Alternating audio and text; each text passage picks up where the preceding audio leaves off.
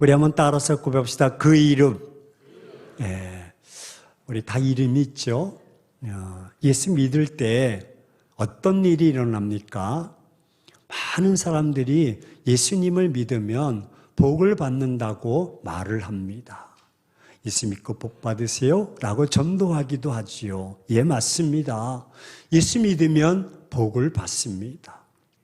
왜냐하면 하나님께서 아브라함에게 약속하시기를 아브라함아, 내가 너에게 복을 주고 복의 근원이 되게 하겠다고 창세기 12장 2절에 말씀하셨습니다. 말씀하신 대로 아브라함이 가는 곳마다 무수히 많은 고비 때마다 아브라함아, 아브라함아, 걱정하지 말라. 복의 근원이 될 것이다 약속하셨습니다. 그런데 그 복의 내용은 우리 동양에서 말하는 5가지 복이 아니라 시편 1편의 복을 의미합니다.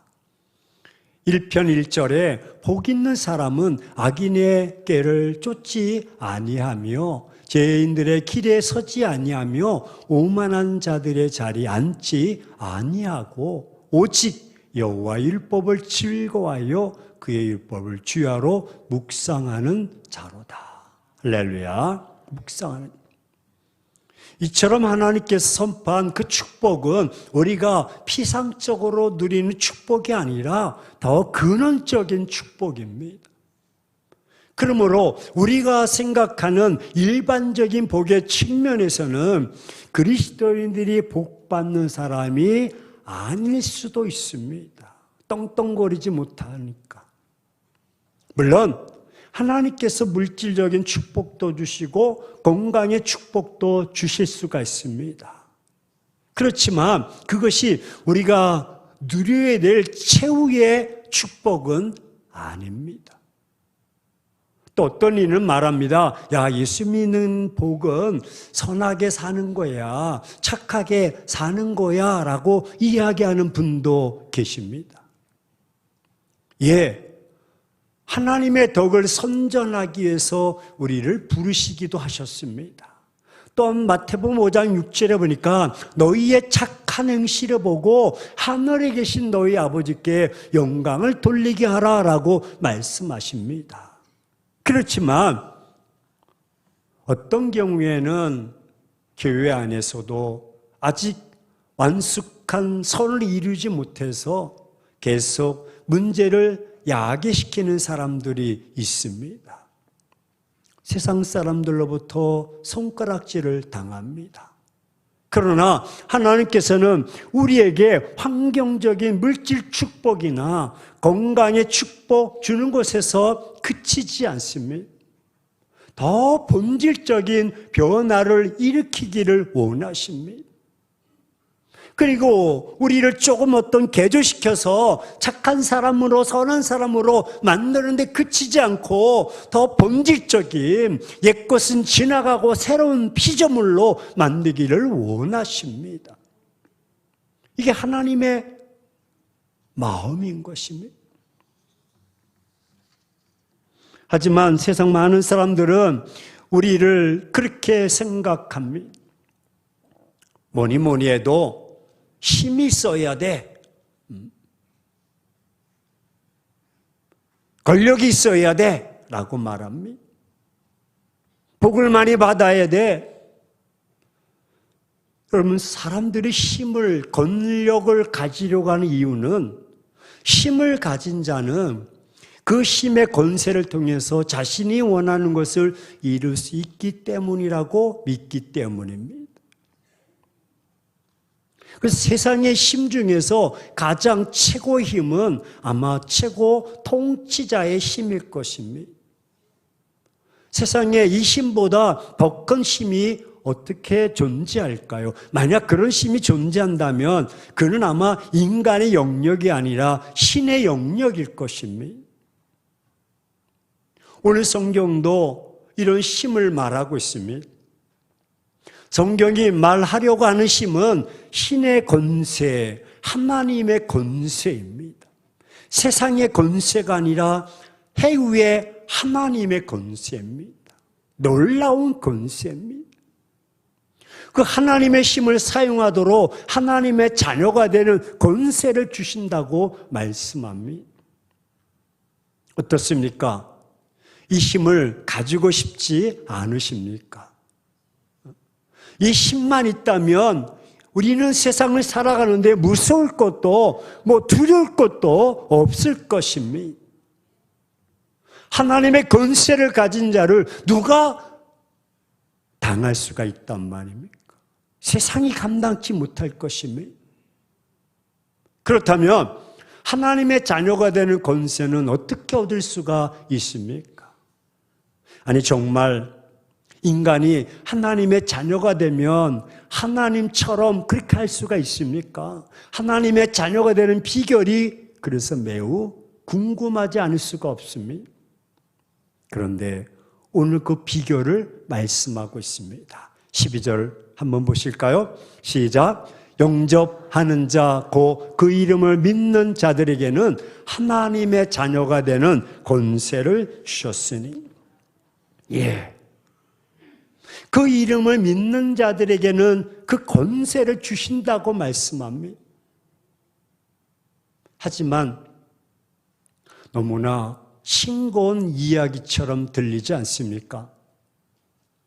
하나님의 자녀로 삼아주고 하나님의 권세를 준다고 하면서 겨우 우리가 해야 될 것은 그의 이름을 믿기만 하면 된다니. 아니 세상에 이런 말을 신뢰할 수 있습니까? 하나님의 자녀가 되는 일이라면 적어도 어떤 기준이 있어야 되고 어떤 자격이 있어야 되지 않습니까?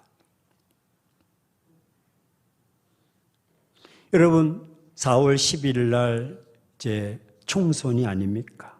이 지역의 모당의 후보가 목사님 너무너무 힘듭니다. 잠이 오지 않습니다. 당내 공천도 피가 마릅니다. 본선에 나가서 싸우는 것도 기도 좀 해 주십시오.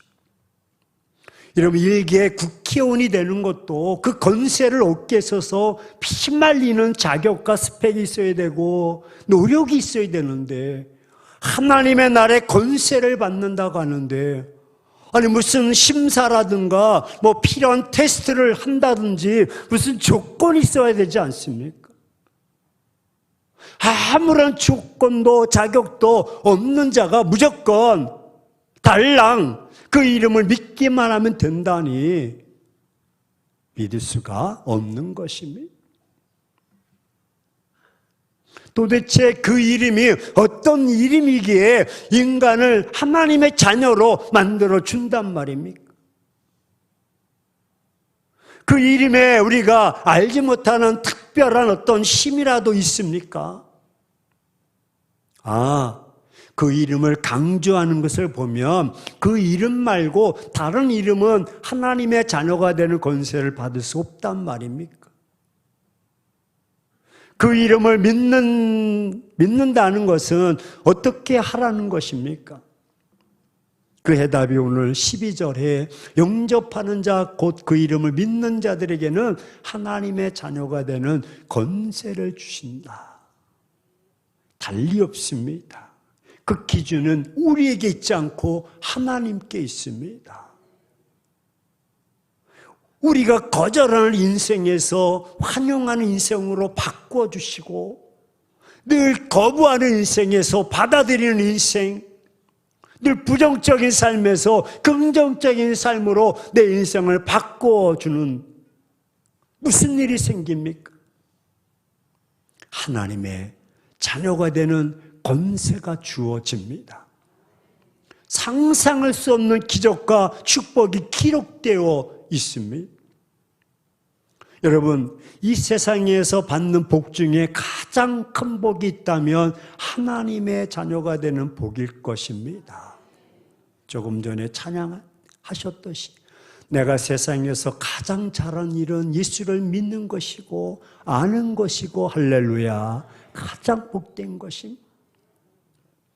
하나님의 자녀가 된다는 말은 내 인생에 소속 소속과 위치와 신분과 환경이 완전히 달라짐을 의미합니다.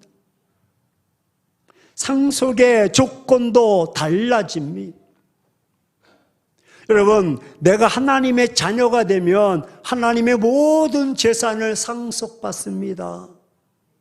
하나님이 사시는 집에 내가 살게 되고요. 하나님의 호적에 내 이름이 생명책에 기록이 되고요.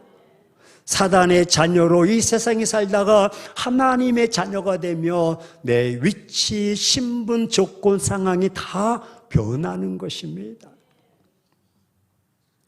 외국에서 가서 살면 상황, 환경, 소속이 달라집니다. 문화가 달라지고 환경이 달라집니다.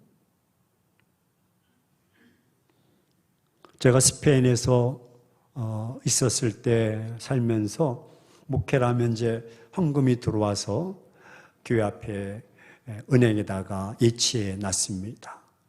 한 2개월, 3개월 정도 있는데 그리고 은행에 갔더니 은행에서 인출된 게 있는 거예요. 아니, 나는 전혀 인출하지 않았는데 왜 인출이 됐을까? 이제 스페인어를 이제 좀 부족하니까 집사님한테, 집사님 이거 은행이 뭔가 잘못됐다. 이 주인 허락 없이 어떻게 돈을 인출하느냐? 그래가지고 가서 따지자고 그랬더니 목사님 그거는요, 그것이 아니라 당신이 돈을 맡겨놨으니 우리가 맡기는데 얼마나 수고했냐. 그러니까 수고비를 빼간 거예요. 우리는 은행에다 이체하면 이자가 붙잖아. 이자는 고사하고 네 돈 맡겨줬으니까 내가 이렇게 수고비 뺄 거야. 그래서 계속 들어간. 그런데 또 그렇게 안 할 수가 없어요. 혹시 제가 이제 집을 사, 그러면 32평 그 당시 아파트가 1억 5천만 원 정도 갔었는데요. 실제 1억 5천만 현찰 가지고 사잖아요. 그럼 그 다음 달 세금이 7,500만 원, 50% 세금이 쏟아집니다. 왜? 당신 그 돈 어디서 났어? 그 은행에서 인출했다, 은행에서 융자받았다는 것이 있어야 되는데 그게 없으면 해명하지 못하면 7,500만 원 세금이. 근데 은행에서 융자를 받거나 은행에서 돈을 인출해서 내가 사면 세금이 1원 한 푼도 안 내요. 우리 한번 따라서 고백합시다. 그런 나라 이민 가지 맙시다. 돈의 투명성, 문화가 다른 거예요. 문화가. 환경이 달라지면 문화와 법과 질서가 달라지고 소속이 달라지는 것입니다. 인생의 미래도 달라집니다. 여러분, 우리의 미래는 하나님과 함께 갈 것입니다. 왜냐하면 하나님의 자녀이기 때문입니다. 죽으면 천국 갈 것입니다. 왜냐하면 하나님의 자녀이기 때문입니다. 우리에겐 영원한 삶이 있을 것입니다. 그렇습니다. 성경은 진리의 말씀입니다. 거짓과 속임수란 있을 수가 없습니다. 성경이 그 이름을 믿는 자에게 하나님의 자녀가 되는 권세를 준다고 했으며 그대로 이루어질 줄로 믿습니다. 내 힘이 아니고 내 스펙이 아닙니다. 오직 그 이름만이 하나님의 자녀가 되는 권세를 누리게 됩니다. 그 이름은 이 땅에 빛으로 오신 바로 예수 그리스도이신 줄로 믿습니다. 그 이름은 우리를 모든 죄에서 해방시켜서 하나님의 자녀로 삼으시려고 이 땅에 오신 예수 그리스도십니다. 우리 안에 자기의 백성을 저희 죄에서 구원하시고 능력의 그 모습으로 담겨주셨고 오직 그 이름이 예수 그리스도인 것입니다. 그렇습니다. 다른 이름으로는 절대로 하나님의 자녀가 될 수가 없습니다. 하지만 예수님을 영접하는 자들, 곧 예수의 이름을 믿는 자들이 얻게 되는 위대한 축복이 나오는데 그것은 바로 하나님의 자녀가 되는 권세인 것입니다. 그렇다면 영접하는 자라는 말은 예수님을 받아들이는 사람들, 우리 모두를 나타내는 표현인 것입니다. 여기에는요, 유대인들이나 이방인의 구별도 존재하지 않습니다. 남녀와 노소 구분하지도 않고요, 가진 자와 가지지 못한 빈부와 기촌도 따지지 않습니다. 건강한 사람과 병든 사람도 구별하지 않습니다. 지식을 가진 자와 그렇지 못한 자 구별 또한 존재하지 않습니다.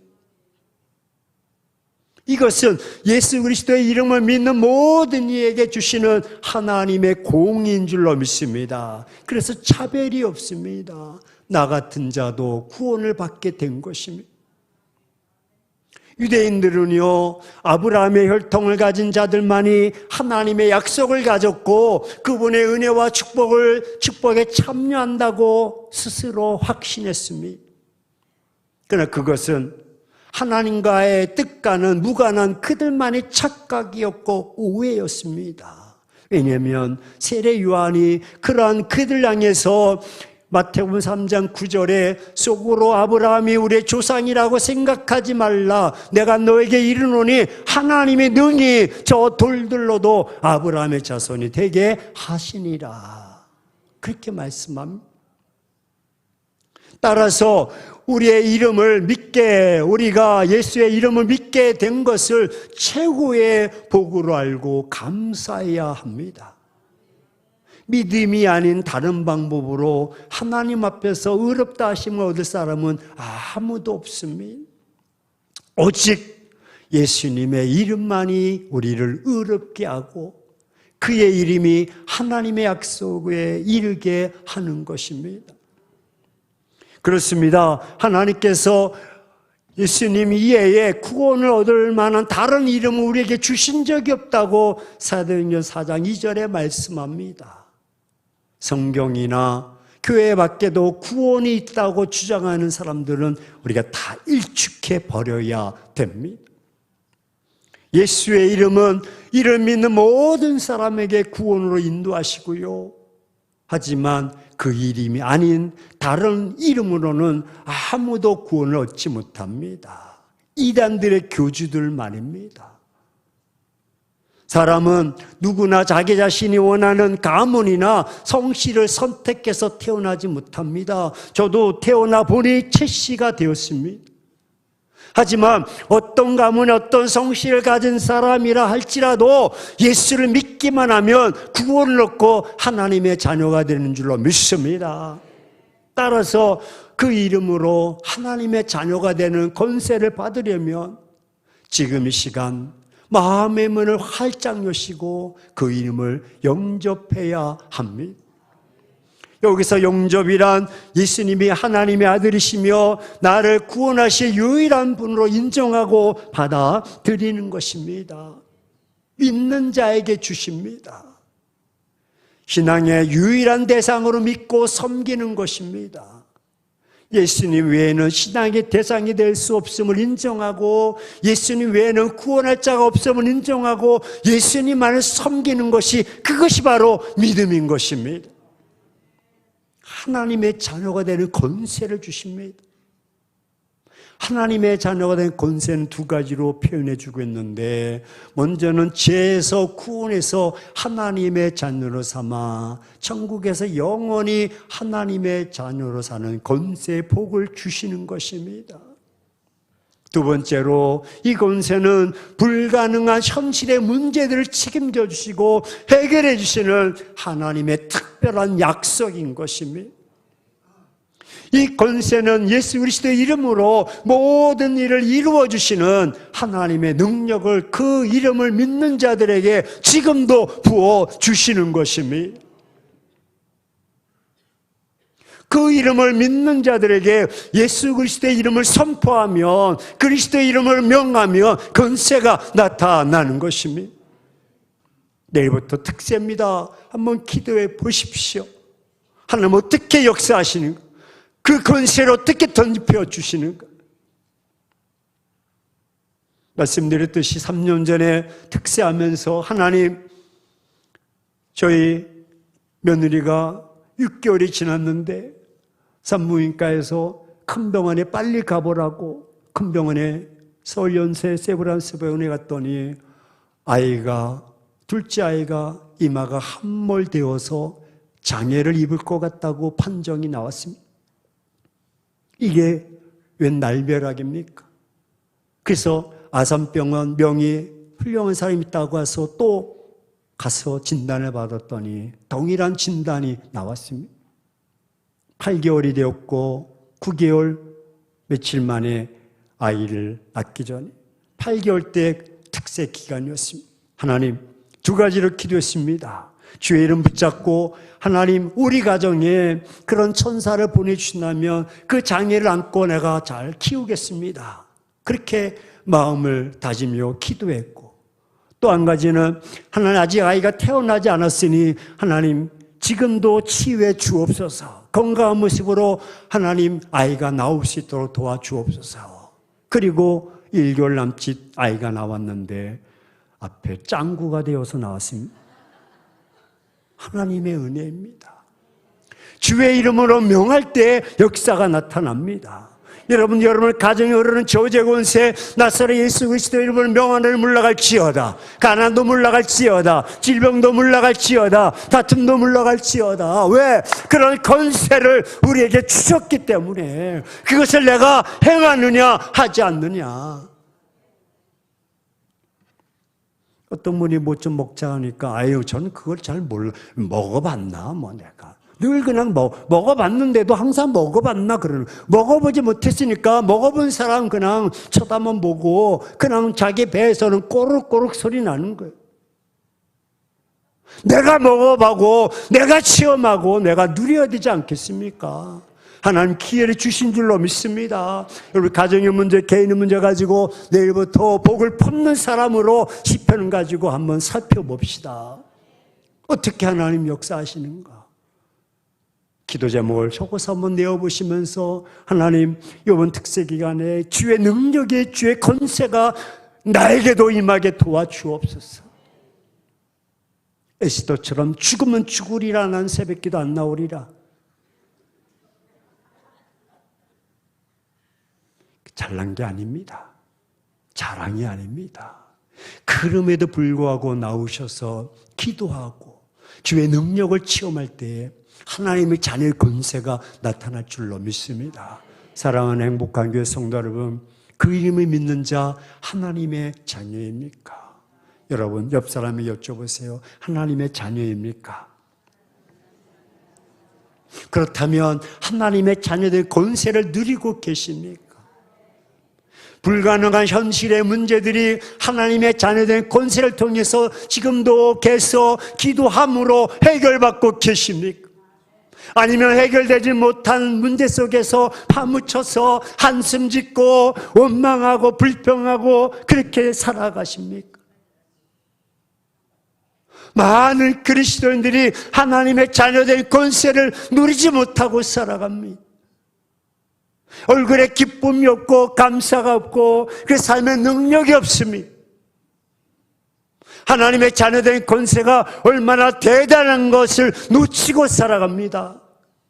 아니 나 목사야, 나 장로야, 나 집사의 모양만 자녀일 뿐 그의 삶에는 권세와 능력이 없습니다. 여러분 정말 하나님의 자녀가 맞습니까?